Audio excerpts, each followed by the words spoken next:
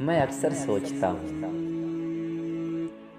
मैं अक्सर सोचता हूँ कितना अच्छा है कि अल्लाह को वजाहतें नहीं चाहिए। वो बिन कहे सुन लेता है। वो बस दिल देखता है और फिर दिल देख ले तो दिल फेर देता है। जितना भी बोल लो वो नहीं कहता कि बस करो। मैं सुनकर तंग आ गया हूँ। ना भी बोलो तो सुन लेता है। रो लो तो मजबूती अता करता है, सहारा देता है।